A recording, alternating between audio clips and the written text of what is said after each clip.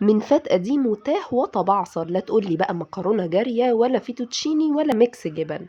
اللي ما كلش المكرونة دي في الشتاء يبقى ما دقش مكرونة في حياته.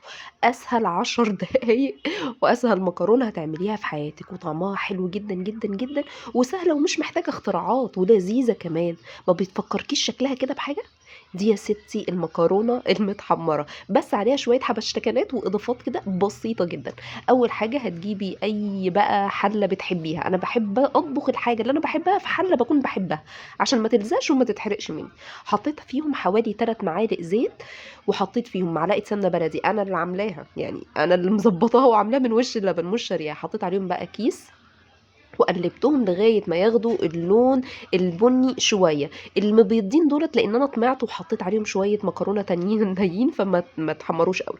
بعد كده هاحط عليهم مَيّة لغاية المَيّة ما تغطيها بشوية كده زي ما أنتم شُفتوا، تغطيها بشوية. بعد كده هاقطّع بصلتين، هاقطّع طماطميتين، هاقطّع قرن فلفل واحط عليها نُص مكعب ملح، واحط عليها نُص مكعب مرقة عشان أنا عندي برد، وملح وفلفل أسود وشطة وخلنجان. اللي عايز يعرف الخلنجان اكتبوا لي في التعليقات والشطة وال7 بهارات. وحسيت كده إن المَيّة قليلة سيكة، فهاضيف عليهم نُص كوباية مَيّة تاني واسيبها تستوي.